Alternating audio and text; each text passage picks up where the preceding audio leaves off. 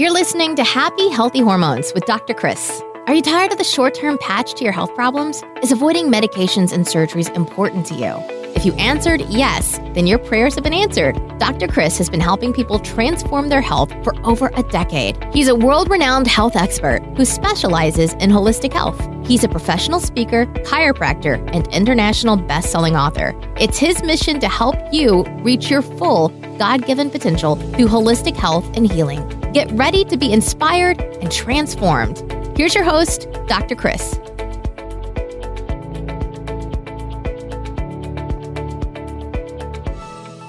Hey everyone, thanks for listening. And this is the show where disease takes a dive and people come to thrive. And the reason I say that tagline every time is because if you apply these principles that I talk to you about in each episode, there is no doubt in my mind that you will get better and that you will give your body the best chances to not be a victim to heart disease, cancer, and all the other chronic diseases that you see people face with out there. Because the numbers show that 5 out of 6 of you listening right now will die of either heart disease or cancer. Now, if you're applying the things that I'm talking about, then you are not going to be one of those 5 out of 6. You are going to drastically increase your odds of not becoming that. But if you lose your health, man, you lose everything. And so I don't want you to become the 5 out of 6. I want you to become the 1 in 6. I want you to start to spread this to others so that we can start to drive that number down. And so now people are talking about, wow, isn't it amazing how many people are healthy instead of how many people are sick and dying in disease? Because there are a lot worse things than dying out there. And when you lose your health, you got to understand, it's probably because you had a lot of the same habits that most other Americans had out there. When you look at the numbers, it's pretty staggering. We look at the 5 out of 6. We look at how we rank last in the industrialized countries for overall health care, how we spend over 50% of the world's, consume over 50% of the world's medications, but are sicker than ever. Well, it all comes back to some simple principles. So I want to help you understand one of these principles that is so key, affects so many people, and is so underlooked and undermanaged. I'm talking about stress. Because stress affects millions of people. It affects you in all areas of your life. But the stats show that Americans are more rushed, more stressed, more depressed, and more out of shape than any other country out there. And it's just getting worse. So I want to teach you today how to really enjoy the process of life and not just the outcome.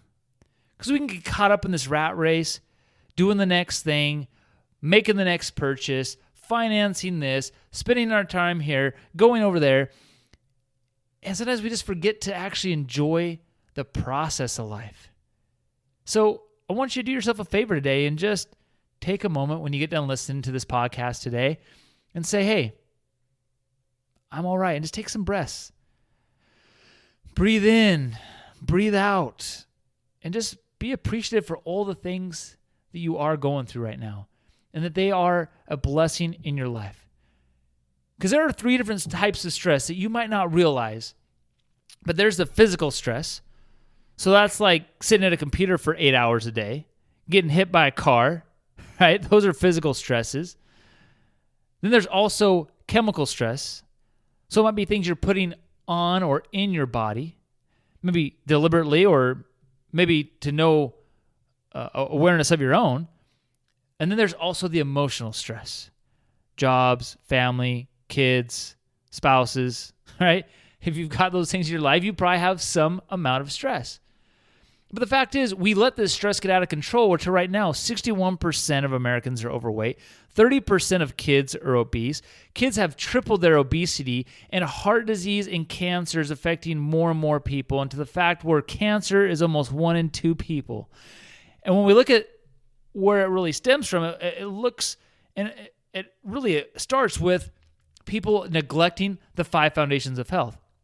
So obviously, I've written a book, if you've listened to me before, about the 5 foundations of remarkably healthy people. Those of us that are struggling with health have lost track of those 5 foundations. So when we work at those 5 foundations, when we talk about stress, it all starts with the 5th foundation. Again, no necessarily foundation is more important than one necessarily, But number 5 is freedom. Freedom is freedom in your spiritual life, freedom in your finances, freedom in your relationships. It all comes down to what your state of mind is and how you're going into life. Stress is responsible about 70-80% of doctors' visits are for stress-related issues. And it's not just about the stress, but like I said earlier, it's about how you handle the stress. How are you perceiving the stress? There's one study done. This is one of my favorite studies. It was a huge study with over 30,000 people. And they took these people into different groups. And in summary, one group was really stressed out, but believed it to be a negative influence in their life and in their health. The other group, just as stressed out, but believed it to be a positive influence in their life.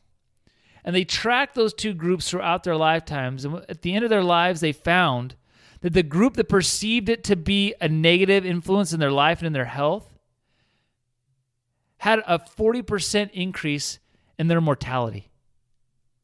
40%, just based on their perception. So how are you perceiving things right now? When you go into work, how are you perceiving that stress that your job is putting on you, that your boss is hammering you for?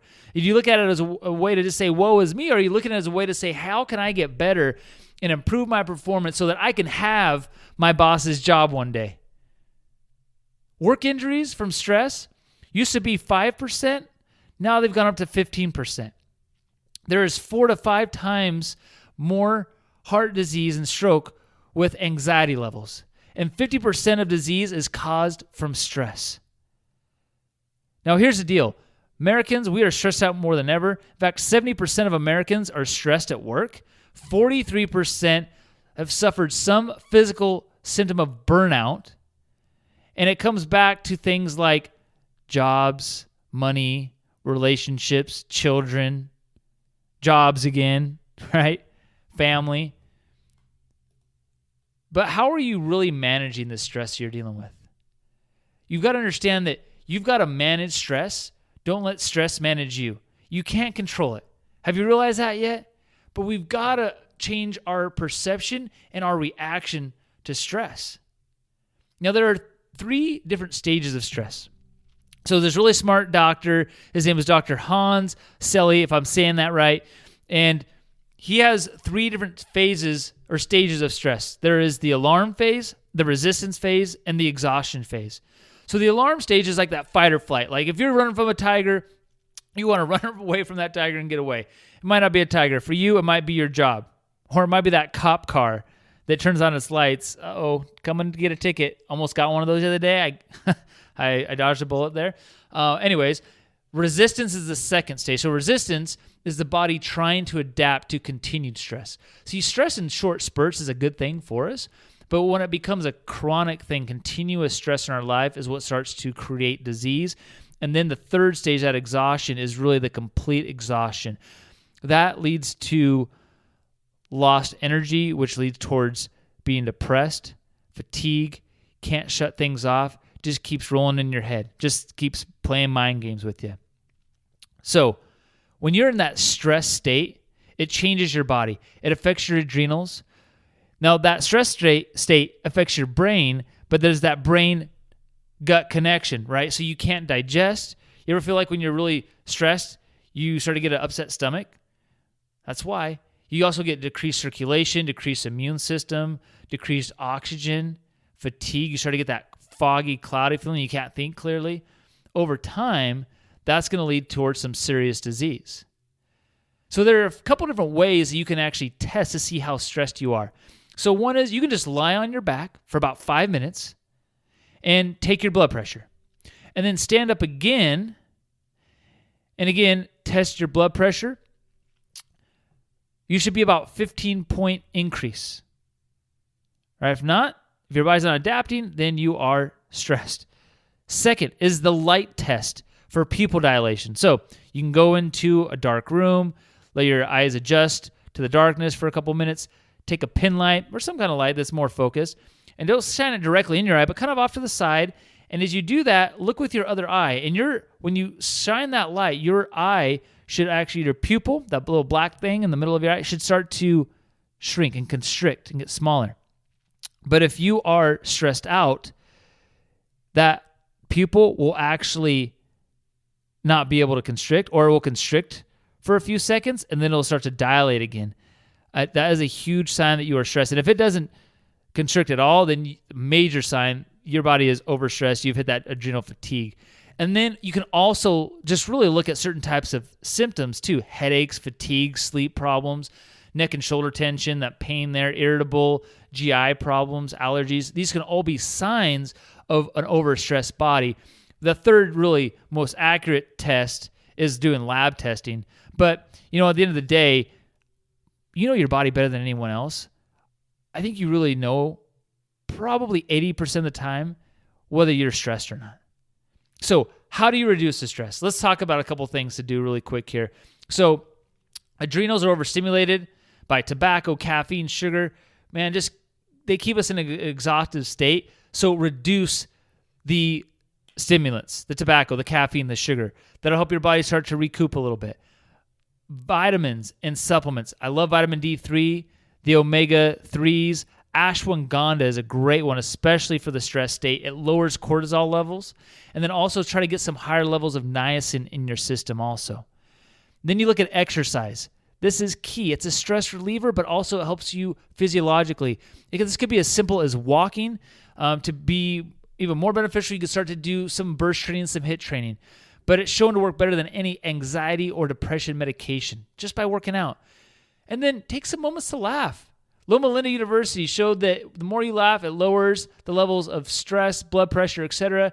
Kids laugh 300 times per day by preschool. By adults, by the time we hit adulthood, it's only 17 times. So get out there, watch some funny videos, play with your animals, play with your kids. Just get out there and have some fun. Enjoy the moments, right? And then have a warrior plan. Put the big rocks in your life first. Don't let the little stuff fill up your life because you will be more stressed out than ever.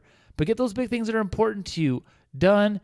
And when things are done and those value stackers in your life are done, life is so much less stressful. And then one of the most important things, get your nervous system checked. When you're tense, when you're stressed, it pulls alignment out of the spine, puts more pressure on the organs, creates disease. Now, again, this affects your sympathetic and your parasympathetic nervous system, which is your fight or flight, creates that imbalance in there, which could create physical and chemical and emotional stresses on top of things. So get that nervous system checked as well. So remember, we are our own worst enemies a lot of times. So get out of your own way, get your interferences removed because your body needs no help healing, just no interference.